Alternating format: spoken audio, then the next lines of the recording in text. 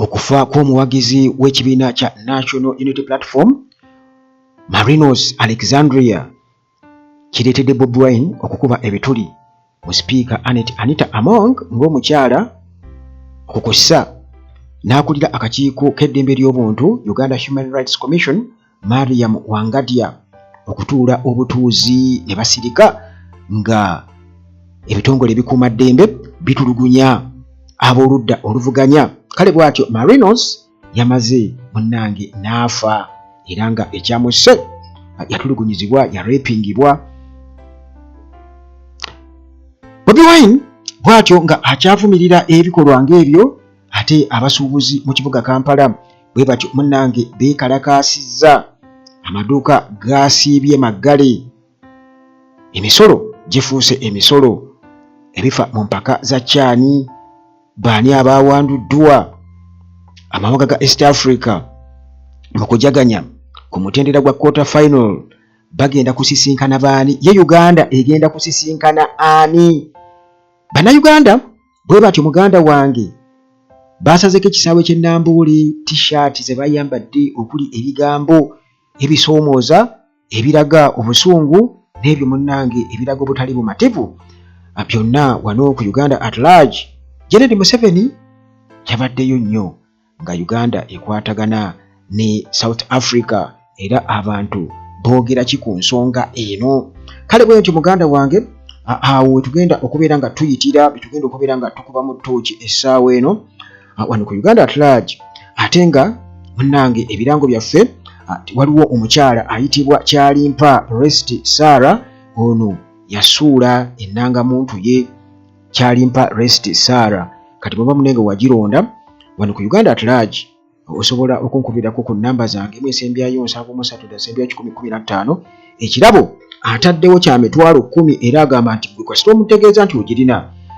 tajja kusumbuwa nti gindeetere, ajja kujja gy'oli aginone. Kyalimpa Rest Sarah emitwalo 10 gwe eyalonda ennanga muntu ye agamba nti alabika yagisuula eyo ku Ministry eya Internal Affairs. Kale munnange bw'obanga wagironda yamba ogimufunire ogimuddize. Hillside View Apartments gye bali nnyo wali ku Kasozi Ejjanyi Entebbe Road, tuuka e Namulanda Kitende Kajjansi, buuza Ejjanyi ku kyaki, awo ogenda okusanga apartments muganda wange ku bbeeyi ensaamusaamu ate nga mulimu buli kimu bwe kiweetaaga, ebisenge bisukka mu kimu, eddiire ejyoyoto bulungi, ekiyungu ekirimu byonna bye weetaaga okubeera nga okozesa ewaka. Okukosa munnange n'amasannyalaze tegavaako, kino kikulu nnyo kubanga oyinza okupangisa ewantu ate n'otuukira mu kizikiza kando obaoliawo nga keyateeka akolesedde kando eri tegavaako, amasannyalaze tegavaako, ekyo bakisolvinga. Wifi ebeerako full time. Okukosa ne transport gwe kasooba gamba nti ndi wano ndi ku airport bajja kujja bakukimewo. Bw'obanga oli kumpimpi bweyogerere Nansana ebitundu ebiri mu range eyo era bajja kujja bakunone. Aba Hillside View Apartments munnange beebo awo. Ate nga Maintenance Palace bano balina solar systems era nga okusinziira ku mbeera gye tulimu ey'amasannyalaze okubeera nga gavaavaako, amasannyalaze gali ku buseere nnyo, osobola munnange okwekkiriza amasannyalaze ng'okozesa solar systems. Balina water heaters ebinywa amasannyalaze kati nga water heaters mu binaabiro oyagala kunaba kutuuzi twokya teeka ku solar gye ziri bazirina. Balina water pumps, osimya oluzzi obeera eyo wala teri masannyalaze teri mazzi, teekayo solar, teekayo sima oluzzi, amazzi gajja genda bulungi mu binaabiro obenga ali mu kibuga. Balina security lights, amataala aga security gakozesa solar. Balina CCTV cameras zikozesa solar, kamera eza security zikozesa solar. Tewali kwekwasa muganda wange, ekibuga bakikusembereza wonna w'oli mu kyalo. Kati balina ttiimu esobola okubeera nga installinga bino wonna w'obeera oli kasita obawa contract. Balina ebyamazzi, balina ebyamasannyalaze byonna, kitegeeza nti byonna basobola obbinstallinga kuba babirina. Ate nga osobola bakwasa ekizimbe kyo ne bakimaintaininga ne babeera nga be bakwasaganya ebyamazzi be bakwasaganya ebyamasannyalaze. Aba Maintenance Palace. Kati dokita waali temufana birwadde, ekyo twakyogerako era tukyogera buli kaseera wano nti bannange temufana birwadde. Wano waliwo dokita yakola research. Kino kwegamba kiruma okuba nti abantu oyogerezeganya nabo ogenda okuddamu okwogerezeganya nabo mu myaka mu biseera bino tewayogezanya nabo mu biseera bino ebikadde ng'oli akugamba ndi eno Kampala munnange nalwala stroke nalwala kino kale kwegamba kiruma ate nga akulaga nti solution tewali so nga ate munnange mu nsi mulimu abantu abali talented kiwa omukisa gezaako olabe Dr. waali nnyo ennamba nzirina wano nze njikuwa tewaliwo omuntu gwe nalinga nti mpaayo ko ssente nkuwa ennamba y'omusawo bw'aba gy'ali osobola ogenda wonna ku mutimbagano n'ogamba nti awa olimba oba teeka mu comment section ogambe nti olimba Uganda tulagiwansaba ssente kumpa ennamba y'omusawo kubanga buno bulamu ate twagala kubeera balamu. Okay, Mukisa Transport Services nabo bano balina emmotoka ez'omulembe esobola okutambuza okwetoloola eggwanga lyattu Uganda naddala mu abava ku airport abakwata obudde ogenda ku airport oba ova ku airport okooye naye weetaaga abantu beteeraliikirira tyabano kasita mbasangawo bajja kuntwala era nina ngeri gyensobola banoonyaamu si baabaawo ekiguddewo singa neerabira akasawo kange mu mmotoka aba Mukisa Transport Services muganda wange abasanga ku 049 32 73 074 ya eri 074 9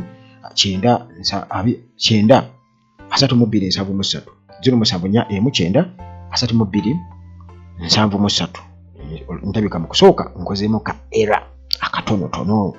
kale ne Timo Property Consultants gye bali nnyo temubeerabira ku nsonga z'ettaka oyagala gula ttaka oyagala kuzimba nnyumba ya kirooto kyo aba Timo Property Consultants Limited gye bali nnyo kakati munnange twolekedde ekyatuleese muganda wange kibi nnyo gavumenti eno gye tulimu abantu bangi bafudde naye ekisinga okwewuunyisa nti nkizudde mu Uganda mulimu abantu abatemu bangi nti oli omulaba nga akomentinga bonna w'oba obirabye ggwe nga katugeze mu mbuzi zetukola ku Uganda atalagi ng'olaba omuntu akomentinga naye ng'akulaga nti ye mwetegefu n'okutta n'abafa baffe kale kyoyagaliza munno muganda wange nawe kijja kukyalira yesala nange gyenkusabira kikukyalire otegeere nti munnange ebintu si byangu kakati Alexandria Marinos ono munnange bwatu yakwatibwa 2022 era ng'ekyamukwasa kuzannya nnyimba za Bobi Wine ng'atumbudde bwe bati munnange ne bamukwata ab'emitima emibi kuba babaawo awo ngere bwe mwabalaba mu kwekalakasa kwe bayetegekera bo bennyini nnyini 2 okwattisa abantu Bobi Wine bamukwatidde eruuka baatukakasa ku radio stations ne ku TV stations nga babakyazizza ti abantu baffe baatubuulidde abawagizi ba NRM baatandikanga okuloopa nti omutabani wa gundi atera okwambala akakoofiira ne gundi kati n'abeera awo ng'ali contented ng'alaba mutabani wa munne bamutudde just wakwambala akakoofiira era ne babatwala bamu baafiirayo abalala bakyaliyo era bannaffe we bali awo abantu abo mbatya batemu wali bwakugamba nti bannange nze nsubscribinga ku yero sooka muganda wange oyesikemuuko oddemuko emabega kubanga bo kufa tebakulabamu kintu nakimu tebalina nsonyi bwe batyo tebejjusa bo bagoba ekyo kye baagala balina ensonga zaabwe abamu mbu tebava mu bantu oba ba misaayi gyabwe mbu abamu simaa tebakola batya balina ebizibu bingi nnyo kwegamba bo tebawagira Uganda bawagira bantu buntu oba oli akoze eki oba akoze atya oba asse muntu asobola omukwekaawo aidha bayinza okuba boogera olulimi lwe lumu oba nga afunyeemu nnyo mu kintu si bantu bangu nabo bennyini betta ekyo kyo njagala okubalabula baganda bange nti gwe kasita olaba omuntu oyo ng'ali mu elementi ezo sooka weesikemuuko kubanga si bantu balamu yadde n'akamu kakati kikye bwetaaga okumanya ku nsonga eno wannange omukyalo ono Miss Marinos ono yafa lunaku lwa Sande era y'omu ku abo abaweerera ddala bammemba ba NOP abagambibwa okuba nti munnange baakwatibwa ne batulugunyizibwa security operatives 2022 era bwe batyo baamukwata ne bamutwala eyo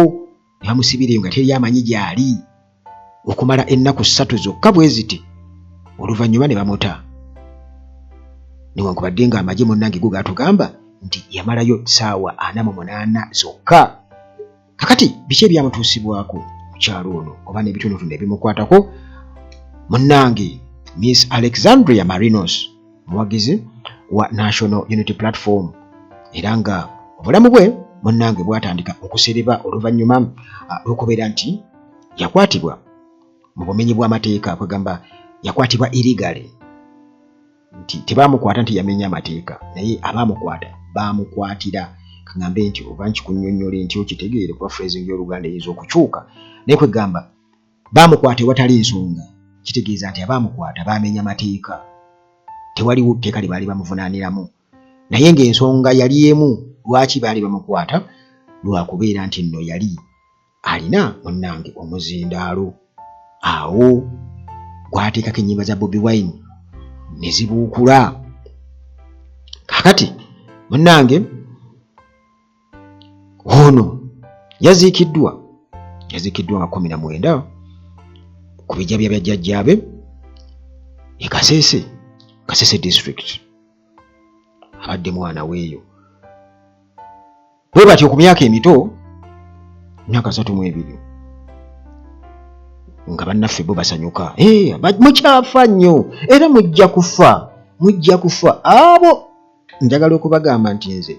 nesikamu nko sijja kubalimba siri muntu musosoze mu ddiini oba mu mawanga naye nze nesika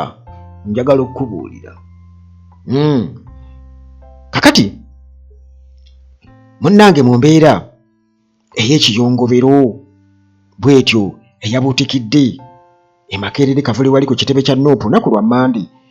era aba politicians babaddewo bwe batyo munnange nga bakuŋŋaanye okusobola okuba eriiso evannyuma n'okusiibula omuzira maama w'eggwanga omukyala Marinos. Munnange omukyala ono nga Kyagulanyi ayogera ku nsonga zeezo ez'okufa n'okutulugunyizibwa kwe ku mukutu gwa X yagambye nti Marinos yawambibwa Maachi nga 32 era bamuwambira wali Mboya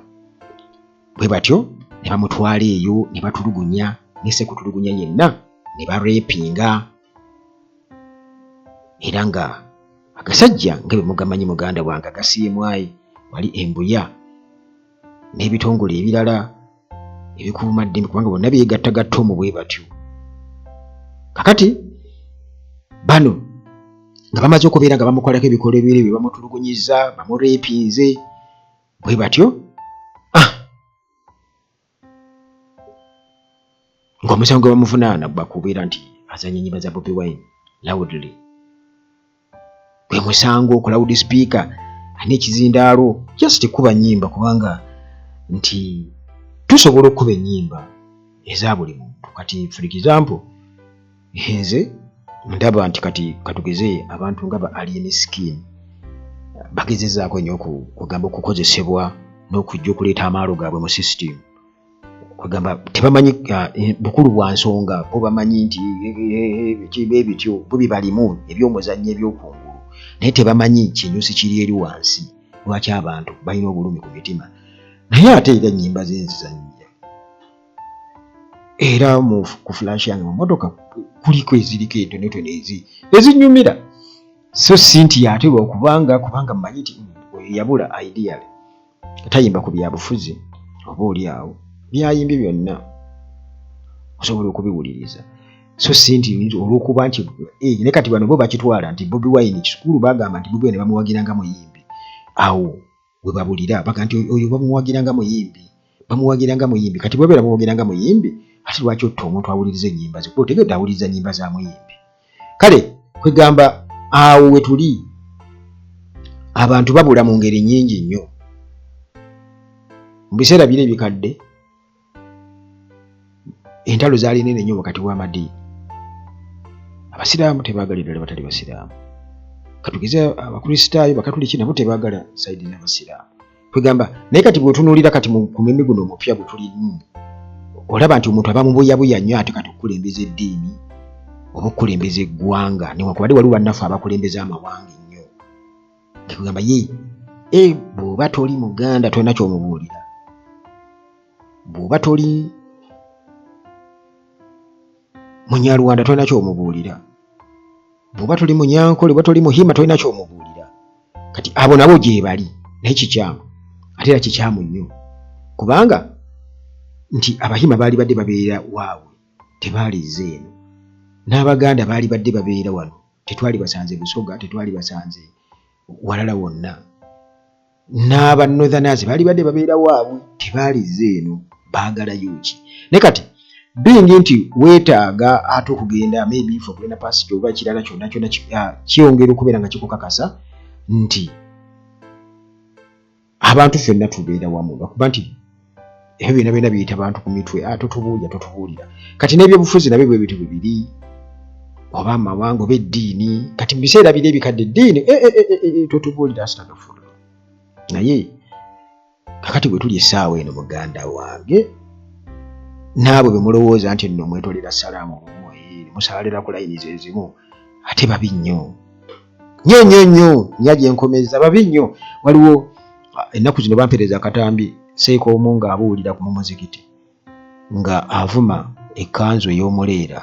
oli yakampeereza wano ekyo kikanzu ekyo nze n'okimpa simanya nkola ntya kati ye ekkanzu gy'atwalanga ekkanzu mbi ekkanzu ey'Abawarabu kale bwe gamba twabula njagala okubabuulira twakola ki tulinako bwe tulina okukoma tulinako bwe tulina okukoma mu bintu ebimu okitegeera kubanga gwe ne bw'olikola otya ne bw'oba olina amanya g'Ekiwarabu nga wageetimba nga 15 nga bakuyita Abdallah, Salman, bakuyita Hashim, bakuyita Shuraim, bakuyita nga gonna gago toligenda kubeera mu Warabu. Ekyo kyo nkikubuulira era oli Muganda oba oli Musoga. Kati bwe tokyakutegeera ekyo kati nakiri ate otawanira bwereere kubanga eddiini tekubuuza magezi, eddiini tebuuza magezi. Kakati saagala kugenda nnyo kubanga nze siri mubuulizi oba nti mbabuulirira sibabuulirira. Kakati okusinziira munnange ku Joel Ssenyonyi, leader of opposition mu parliament era nga ye NUP spokesperson, bw'atyo yatutegeezezza nti omukyalo ono Marinos obulamu bwe tebwasigala kyekimu okuva lwe baamukwata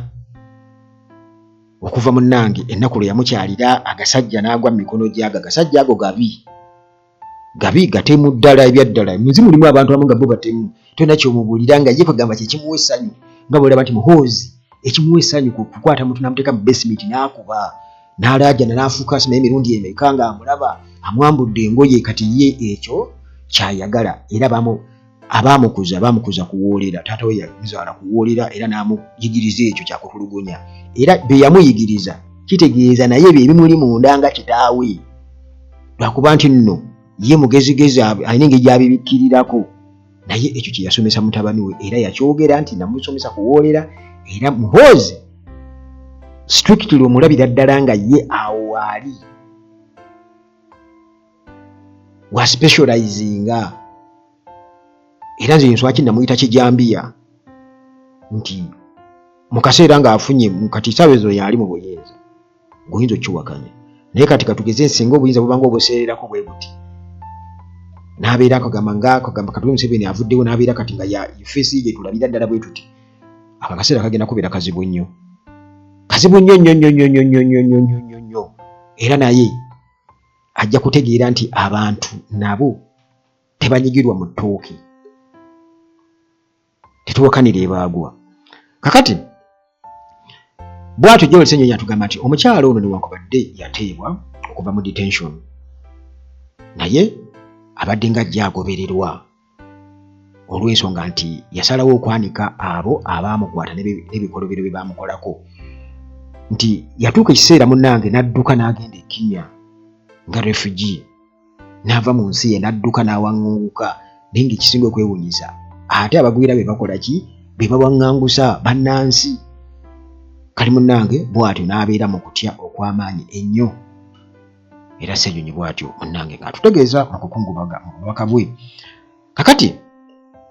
yayongerezaako n'agamba nti omukyalo ono kwegamba amalwaliro gaali gamufuukira makanga buli kaseera aba agenda mu ddwaliro mu malwaliro ag'enjawulo paka munnange nti ebyamutuusibwako bwe byamuyinze olunaku lwa Sande n'akola ki n'afa kitalo nnyo. Naye mujjukire omukyalo ono bwe yawambibwa n'atwalibwa yali Kulaije yajja n'agamba nti ebiwundu ebimuliko nti abannupu badde tomato sauce ne bamuteekako bw'okulimbalimba era abantu ne bagiga nti mboyo make-up. Kati make-up amusse.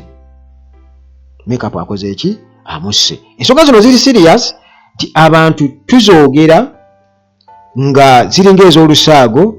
era nga mulimu abawulira bulungi nti kamuwulire naye obwo bulumi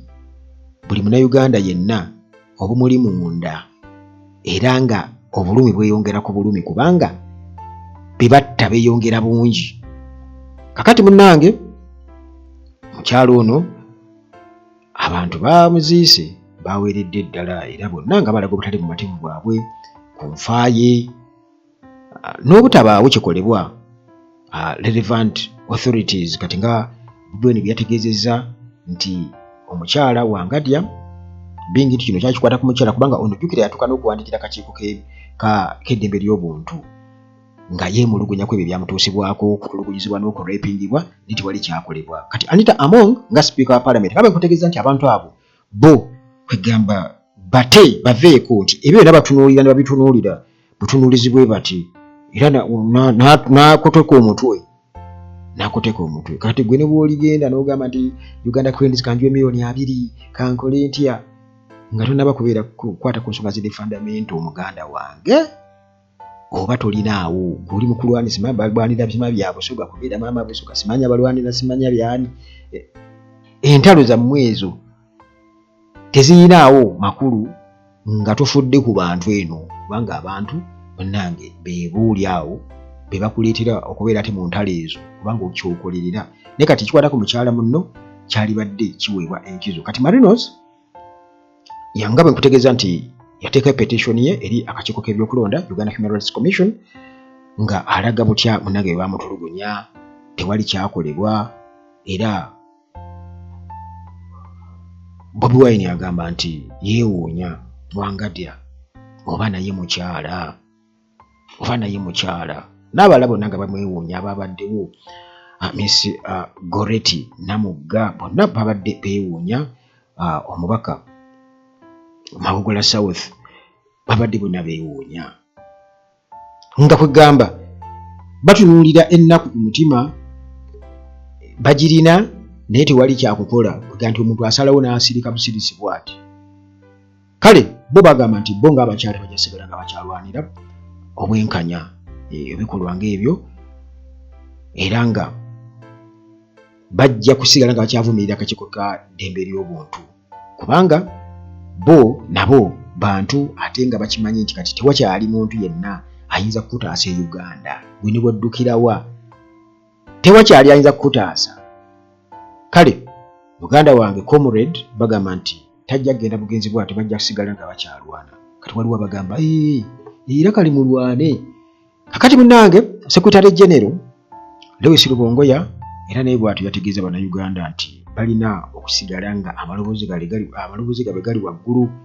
against rights violations nga muvumirira ebikolwa by'okulinnyira eddembe ly'obuntu kubanga leero yategeeza naga nti leero Marinos ate enkya ajja kuba muntu mulala mu famire yo gw'oyinza okuddaawo. Nabagamba nti kati okusinziira ku bikolwa bye nga Muhoozi byakoze ku bantu neyeewako n'obujulizi ani agenda okunenya munnayuganda singa katugeze bafiirwa omuntu mu famire yaabwe immediate member abantu ne bajaganya ekisinga okwewuunyisa ojagenda okulaba bannayuganda mubeereemu empisa lwaki mujaganya okufa nakwo muganda wange nga nayo bazinira ku ntaana z'abantu amazina waggulu nga tulaba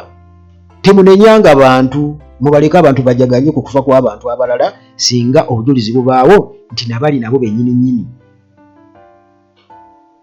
baasanyukiranga okufa era batta ekyo bannayuganda temubanenyanga era temubanenyezanga ddala mubaleke. Yes,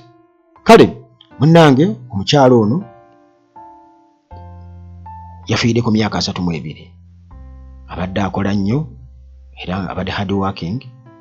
era nga okusinziira ku famire ye bagamba nti ebadde empagi y'amaanyi mu support mu kubawa obuyambi famire abadde dependable pillar mu famire era bwe batyo munnange bagenda kubaba mu misinga bafiiriddwa kinene nnyo. Awo neggwanga liba terigenda mu maaso liba likka kubanga ajjukira nti kati newankubadde olaba Museveni agenda agaba obubaasa naye obubaasa tebusobola kusomesa baana ate agenda kuwa buli omu naye buli munnayuganda asobola okwetakulira naddala singa gavumenti eba etaddewo embeera. Kati omukyala ng'ono abamu basingle mothers ate nga n'ensonga ez'abaviirako kubeera basingle mothers gigenda okulaba nga gavumenti esharinga blame naye ate naye bakakanakira naye batta kwegamba mu mbeera efaanaganako bw'etyo omukyalo oyo yafudde era ebyo biva mu mbeera efaanaganako bw'etyo. Kakati abasuubuzi mu kibuga Kampala bwe batyo munnange beekalakaasizza olw'emisolo emingi ennyo heavy taxes. Kakati munnange bano baggadde amaduuka mu city center Kampala naku z'omwezi 19 2025 bwe batyo ne bagenda kukwekalakaasa okw'emirembe nga baagala gavumenti munnange emisolo egyo egibakenula egikendeezeeko emisolo Uganda Revenue Authority gyebateekako. Maikatu Uganda Revenue Authority yatuuka n'okuzimba obuyumba mu Kampala, yabuzimba mu Kampala obuyumba era nga muganda wange tetumanyi ali aligenda kututaasa naye nga amaduuka mangi nnyo gaggaddwa era nga Mukwano Arcade, Hamzi Shopping Center, City Shopping Mall n'amalala gonna gabadde maggale olwakeredde ku makya naku z'omwezi 19. Sinnamanya bifa mu kibuga tugenda kwongera okubeera nga ate munnange tubibatuusaako naye nga abasuubuzi bano oba abakola business mu kibuga nga bali disappointed nnyo bagamba nti embeera mu kibuga yeekanamye. Okukola business mu kibuga Kampala kifuuse ekintu ekiri expensive ennyo ate nga abagula batono. Gye muvuddeko nakutegeeza nti sitera genda mu Kampala mu makkati, sitera kutuuka mu Kampala mu makkati. Bwe mba mutuuseemu tera muyita mu kiro kubanga kiro tewabaayo mmotoka nyingi nnyo. Kati ate oba oli awo ng'ogenda oba bbunga ng'eyo osobola okuyitira awo n'ogenda oba ova gy'ova yonna kwegamba oyinza okuliraana ekibuga mu makkati awo mpozi nga kiro ofuga oyitamu ogenda. Naye ebiseera ebimu kwegamba oyinza okutya okuyitira eri mu makubo amalala kati ng'oba Northern Bypass kubanga oyinza osangayo abajambula kati osala n'ogamba nti kankonekitingire mu kibuga bwenti enkonekitingi ne gyendaga neme kubeera nnyo kuba ku Northern oba ku makubo ago nga bw'omanyi Entebbe Express n'ebirala nti kubanga babaayo abajambula ababira bateeze kati just risk management mu ngeri bwetyo. Naye ekibuga nze nga nakiyitamu ku bigiri mabigakaawo era nenjija ne mbagamba bano bannange wate kukuba something fishy kismeringa mu kibuga wano. Abantu nga sibalaba. Yes, bagezezaako kubanga abazimba obugudu babufunziza bwe batyo ne basimbamu obutiititi mu bukyafu obuyitirivu ebisaaniiko buli wamu naye bizinesi teziriimu. Nze siraba bantu kubanga abantu ze bizinesi ekikuubo olaba abantu balina kubanga bangi naye temuli bantu. Kakati ekyo nakyogera wano era ne mbagamba nze ndaba waliwo ekikyamu era abantu ekibuga kigenda kubalema. Naye waliwo era enjogera egamba nti waliwo pulaani okwetamisa abantu ekibuga.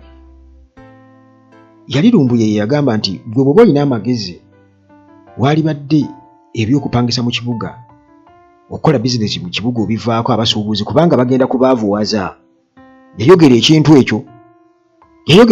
nti pulaani namutaayika weeri. Jjukira nti omuntu bw'aba anaatuukiza pulaani ye alina amakubo mangi mwayitira nabo ekyokulabirako wano abantu oba oli abamu kye babuusa amaaso yali Hud Hussein yali RCC wano mu Kampala nga tuli mu biseera bya COVID ne baggala ekikuubo kati abasuubuzi ne bagamba bannange mutukkirize tujjeyo ebintu byaffe bigenda kuvunda ssente ziri mu seefu zigenda kwonooneka gavumenti yagaana nti COVID mbu tebakkiriza bantu kuko so nga ate emmotoka egenda wali ne basomba ebintu ne babiteekamu oyo omusuubuzi n'atwala ti abasuubuzi ayinza okubeera ne bwe babeera 12 mu kikuubo ng'emmotoka zisimbye ez'enjawulo era wabeerawo social distance naye ekyo munnange baatukakasa era ne babagaanira ddala ebintu ne bivunda jjukira ebbugumu ssente baasanga emmese ziziridde abasajja abo temwerabira ekyo kigendererwa kyali kyakugoba abantu bamu mu kikuubo era we bava wabawo ababeera baddawo bwe kiba nga si bwe kityo gwe ansa kigy'olinaawo gy'oyinza okumpa nti anedda si bwe kityo bwe kiri lwa nsonga bweti ne bweti kakati munnange bino tugenda tubiraba jjukira Dr. Kizza Besigye gye yajjanga ng'agamba bannange abasuubuzi tebamwegattangako ne kati essaawa eno titeri abakaka be bakola ki omanye kati bannayuganda ekizibu kye balina nti abantu bangi nnyo wano nabagamba bw'aba alina akamotoka ke nga kawiishi nga akola wali batunda obusimu ng'afunaafunayuko obusente osobola okugendako bali mu sawuna mu jjiimu n'agenda n'alaba omupiira n'agenda mu bivvulu yalowooza yamalayo tasuubira nti ennaku enkya nti ate waliwo abawulira obubi nga bamulaba bwe baba nga batuddeeyo mutuddeeyo gye mugenze mu bivvulu waliwo aba batunuulira nti bano naye tebaalize eno banonyeeyo ki banonye eki kiki balina kitegeeza abantu mu kibuga bakolakola ku busente kiki bakola biki nga babatandikako ekyo munagenda okukizuula nti nga bwe tukyogera wano mulabanga oba ekyolusaago oba ekyokulimba naye njagala okubuulira nti tosobola kama nti gy'otawa biwata tekisoboka bannayuganda tubateereddeewo mbeera ebasobozesa kubeera nti nno bafuna ssente zigenda okuwagira abasuubuzi oba kyenjogedde okitegedde nti gwali eno ku gurawundi katugeze oba olimye mu mwanya oba walima buki nga bijja kubeera kizibu nnyo naawe eno bakufutya nkalulwo kitegeeza togenda kufuna ssente zigenda ate eri kuwagira batunda pikipiki kitegeeza eri bo bajja kuba nabo tebabalaba abajja okugula kati gavumenti bwekalubya embeera eno wansi ku gurawundi kuba gwe omuntu wa wansi gwasooka okufuna obuzibu bali bataddeko emisolo mingi batunda ebintu mu buseere ate naawe eno tofuna kakati ogenda kukola otya muganda wange gigendeko olinanga nga gyennyini era mubalinde baganda bammwe baani abo nga bazze mu kyalo oba nga baseesetuta okuva mu kibuga bagulewo obuduuka obutono bwe bajja okukola ki okusobola ate nabo bujja kubalema kakati jjukira nti bagenda baextending ekibuga kitegeeza poliisi ezikola eno zezikola n'ero jagenda okwesanga nti kakati poliisi ezikola mu Kampala ate era zezikola n'eri empigi ku bikondo ewaffe naye nga abantu tebalina ssente kitegeeza nti ewatali dimandi ne sales ziba wansi kati dimandi ereetebwawo bantu nga balina ssente ebyetaago babirina ne tebalina ssente zisobola kusolvinga byetaago ebyo abantu bonna balina kulinda Museveni ajja abawo obubaasa abamu banajja n'okumusisinkana osasula buwanana aya baasi emyaka 40 tugenda mu maaso bannaffe batugamba batubuulira nti tugenda mu maaso kakati security amagye baagayiye mu kibuga ku streets wonna ne baba nga bali awo wabula ekyasinza okuneewuunyisa nti bayiye amagye nga tegalina gwe gakuba abantu ku nguudo kwe bali batunda ebintu bana batunda ba street vendors bo babufudde mugano ne batako okutunda wabula KCCA yabadde terina gwekwata kwaba batunda ku nguudo yabadde terina gwekwata kigendererwa ki golowooza kati baleka bana batunda ku nguudo ne batunda olwo kwegamba bateekewo embeera nti mu Kampala muli oki abakola emirimu bakola mukole emirimu ebyo bigenda kubafiiriza bufiiriza bano tebabakwata abatunda ku nguudo balinga abaagala okuteekawo obujja wakati waabo abagaddewo mu butuufu bw'okuggalawo n'abalala abayita eri ne bawa bano emmaali bagifunde ku kkubo kuba kati ekyo njagala mukitegeera bulungi nnyo nti kati waliwo abantu nga bo bakwata emmaali ne bagiwa bano naye weebuuze baani abo abawa bano ab'oku nguudo emmaali batunde kati baba bakipulaaninze dda emmaali ne bagidistributinga bo mu maduuka ne bagimalamu ne bagaggala nammwe bo ne badda nabo eka mugenda okulaba abatembeeyi tebabakwatako kuba mubadde mumanyi nti abatembeeyi sina gateekayo emmaali yange bajja kukwata ate abatembeeyi babakwate abatunda ku nguudo emmaali yange enfiirwe emirundi ebiri kale wakirika esigale mu dduuka kumbe bali bo olwedde baayiseemu dda kati tuggalewo kati ffe emmaali katugiwe ki muganda wange bagamba lwoya lwa munyindo olwekuula wekka jjukira emisolo temusasula gye gimu musasulira ku mannya bagerekera kisinzira ku linnya kaakati awo n'emmaali nayo olwedde bamaze okubeera nga bakitegeera bagenda kwekalakaasa tuggalewo amaduuka tukkanyiza tuggalewo mutuula nabo mu meetings zammwe kakati bo era ng'ate balina meetings ezaabwe kakati beeyisaayisaamu kaawo kyosanga whatsapp groups ezimu we temuziriimu emmaali gibweziwa abantu emmaali mugibwa abatembeeyi oyinza okwesanga nga bo bennyini be batembeeyi nga b'enganda zaabwe be batembeeyi era nga balina weebuuze kati be batunda babijjawa waliwo omutembeeyi ba street vendors abo alina wajja emmaali bakijja mu maduuka ne batunda ku street kankireko ekyo munnange kale abamagye weebali nnyo mu kibuga naye babadde tebannako bayisa senalimu kubanga ndowooza balina okuteekawo embeera esobozesa ate emmaali okutambula ku street era KCCA terina gwekwata kuba KCCA yali badde erespondinga na equal measure amateeka gaayo nga nayo teri kutunda bintu ku nguudo teri kukola ki ne kati naawe bw'oba ddala mu butuufu nga otegeera nga tolina katuli ku mutwe sooka weebuuze lwaki bba batembe tulabye nnyo naye eyo tuveeyo tewali kyakukola ekyokukola weekiri protest vote mugaane mugugube kasuule kakuuma ate kakola ki kabanje kakati munnange empaka eza kyano ttiimu 9 amawanga 9 gawanduddwa kati stage tugendako eyinza okuba ey'obugombe muganda wange naye tomanya munnange ku maanyi ga Katonda naye kati wano awo si wangu yadde n'akamu amawanga gawanduddwa South Africa, Nigeria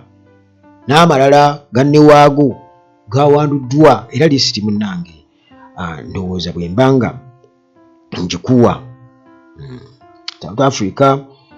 Mauritania, Guinea, Angola, Central African Republic, Zambia, Nigeria, Niger Republic, Burkina Faso. Ago gonna muganda wange gali ttale kakati amawanga ga East Africa gakoze bulungi era Uganda, Tanzania bakulembedde n'obubonero 10 mu kibinja B, Kenya mu kibinja A, Uganda cha kakati olwo amawanga gano galina okubeera nga ate ku mutendera kati gasisinkana n'amawanga amalala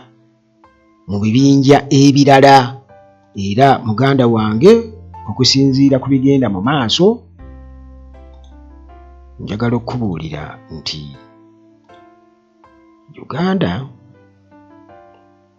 Uganda yawuridde kakati egenda kuba esisinkana runners up mu kibinja dda. Runners up oyo yaani? Runners up ye Senegal. Naye Senegal era si ye yakulembera ekibinja, Sudan ye yakikulembera. Alina obubonero nga si bungi nnyo. Naye Kenya ndowooza oba esamba Algeria kale awo we tuli naye nga njagala okubabuulira nti ku mutindo gwe tugendako lunaku lugenda kubeera lwa mukaaga. Lunaku lwa mukaaga teweerabira. Janet Museveni yabaddeyo nnyo naye nga sinaba kwogera ku bya Janet Museveni. Nalabye nga bannayuganda bo bakyamuse t-shirt zibazambadde era nga zabaddeko ebigambo muganda wange ebizibu ennyo okusoma, naye nagezezzaako okubanga asomako ku bimu, nagezezzaako okubisoma ndabe bannayuganda bagamba ki, biki ebibali ku mitima. Oli yawandiise n'agamba stingy men, enough is enough. Abasajja abakodo mugabe ku ssente. Omulala n'agamba nti nga wandiise t-shirts, abakazi abaavu tubabuule. Abakazi abaavu, ekyo nno kyongera okulaga nti muganda wange abasajja tebeesigika, baagala alina. Sooka okole kibata self establishment gwe kennyini, ate ku myaka emito otandikirawo. Omanyi kati waliwo culture wano ewaffe mu Africa oba mu Uganda kwegamba omwana omuwala abasajja saagala mubalabe nga option. Kubanga babagambye nti abakazi abaavu mukole ki mubabuule. Ate abasajja kati bakuuzi nnyo. Omusajja akukwana wayase n'anyooka, ate kati tebakyali ku hit and run. Anyookesa wayase paka gwe kennyini bwe wenyula n'odduka. Ekyo mulina okubeera nga mukimanya. Omulala yawandiise ku t-shirt nti I miss sex bambi. Kati kizibu kyekyoyo sente aleka azirina kuba anyirira, naye ndowooza abasajja ndowooza ate ayinza okubalika eddogo. Omulala n'agamba nti obufumbo njagala bwadde, obufumbo ayagala bwadde, kitegeeza yedde sikoola. Ekiro ng'agenda yeeyiiya. Ekiro ng'agenda yeeyiiya kyategeeza. Omulala yagambye nti landlady wange awooma. Kale nti muganda wange kirabika ndowooza ye akasasula mu ngeri efaanaganako bw'etyo. A prisoner is more free than a man who promises a woman money. Nti omusibe muganda wange aba n'eddembe ddene okusinga omusajja asuubiza omukazi ssente. Kino kyo kyongera okulaga nti obwavu bungi, kyekitegeeza nti gwesuubiza omuntu ssente ajja kukubira amasimu. Ekisinga okunnuma omuntu yenna kasita abeera nga akubira amasimu obanga obadde wamusuubiza omuwayo kasente, bw'omala ozimuwa taddamu kukuba kugamba nti weebale, tebaddamu. Kakati twakalaba wano Levikson ne Tisa Luzinda n'agamba nti Levikson go dance that animal. Ti Levikson genda wenyokere olye kamukuulowo, kyategeeza heartbreaker. Omulala ye amubuulirirawo nti ye heartbreaker. Mwana agamba nti kuba maid kwe siva, kuba maid ye bwesajja ba maid gubeera ne maid wo ajja kujja mulumbe oba ewuwe tewakyala maid. Kakati abala baga nti Museveni ajjeeko essimu ye. Museveni has switched off his phone. Museveni essimu ye agijjeeko. Baagala mobile money, baagala ki? Omulala abuuzizza nti owooma wa wowooma, tolina kabina, nyashi zero. Omulala n'agamba wuliriza, agamba nti nze nkuba kamu ne neebaka. Nti ye wayase anyokeza kamwalo. Omulala yagambye nti ye waliwo ka audio ke nawulirako ku WhatsApp ng'oli agamba nti ye mu bya wayase takyemenya. Mbw'oba akolako kyasobola oba ddakiika emu oba bbiri takyakola ki, takyemenya. Kati bano bagwa mu tuluba lirimu, naye obwo bonna busungu muganda wange. Kakati ono n'agamba nti avoid girls that walk with chargers, they can sleep everywhere. Tibwe kasola omuwala ng'atambula ne kyaja mu kasawo ke, kwemanya ye olwo aba ali ku delivery, abaderivalinga muganda wange ava eno nate nali nkirabyeko omuwala omu yanyumiza n'agamba nti ye kasaawa ayitamu bw'ati avaayo nga mukaaga amaze okubeera nga abakyalira agenda n'ekyaja ye kakati munnange yes tulindiridde olunaku lwa Saturday kugambe tukwatagana Senegal tuyinza okuba nga tugitya eyinza okuba si y'amaanyi nnyo yinza okuba si y'amaanyi Senegal Senegal naye tiimu gyendabaawo eyinza okuba enzibu eyinza okuba kati Sudan ne Algeria awo nze wentunudde wendaba obuzibu kale Janet Museveni yabaddeyo nnyo enewe yalaze obuvumu abantu babadde bagamba nti nga bawaanawaana olw'emikutu nti Janet Museveni alese Museveni ewaka najja ku mupiira ekituufu kiri nti Museveni teyabaddeyo eka Museveni teyabaddeyo Museveni yabadde mu East kugamba partly Northern Uganda gye yabaddeyo okusinziira ku byabaddewo naye nga Janet Museveni yabaddewo era bagamba yabadde moral kale naye ng'era moral kizende oluvannyuma lw'okuba nti Uganda yasobodde okuyitamu nsuubira okuba nga baali amawulire gaali badde gabimumuunyaawo naye yabaddeyo nti ku mupiira ngo gwa South Africa ne Uganda nti gwabadde mutima gw'amaanyi omuntu gakanze gyembeerewo kiba kibe yes ekyo nkirukogonaizinga nze kubanga oba oli awo singa baagikubye yali badde agamba abantu bajja kuŋŋamba batya yabaddeyo n'akakofiira kakayero ng'akataddeko ku mutwe n'ekijaketi kyera n'akuba mu ngalo bulungi nnyo kale yabaddeyo yeebale munnaffe yeebale naye abazanyi bafe bawe ku ssente si kubasuubiza nti bateeke mawulire nti $300 buli bwe mugoba omuzanyo twagala babawe ssente kuba basooka abawaka ba parliament bukadde 10 ye bakwate Uganda Queens bajja bukadde 10 naye kati bamagogo abeera abaana bajja kubuuluna babatwala nga baana basomero so ng'ate go gagagga nnyo kale kibi nnyo omuntu okubeera nti akwatidde bendera y'eggwanga naye ne tumulaba ng'ali eno bw'atyo nagusambako kibi nnyo naye nga Janet Museveni yabaddeyo katusuubire nti anaabayire ku mipiira emirala Uganda ezannya Senegal lunaku lwa 6 era nga bwe nabategeezezza nti Kenya ezannyani Algeria yinza okuba nga neerabiddemu naye nga kale tulindiridde tulabe essanyu amawanga ga East Africa gasobodde okubeera nga kugamba gonna galaga amaanyi ku kontinenti ya Africa n'ensi yonna ti yes tuli waffe naffe tusobola aga East Africa ne gayitawo ate nga tegayiseewo just ku mukeeka naye nga kwegamba gamalira mu bifo ebyokumwanjo kati Tanzania bonero 10 ne yeetika ekibinja Uganda nayo bwetyo 8 Kenya nayo bwetyo nejja kale kugamba kiwa ettutumu n'okulaga obumu oba kipromoting obumu mu bannansi eza East Africa naye tubasabire ku mutendera ogujja nsuubira okuba kati ndi mu kukola nange same prediction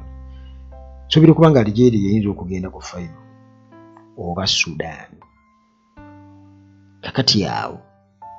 bw'eranga Uganda eneeyitawo etuuke ku finals eza CHAN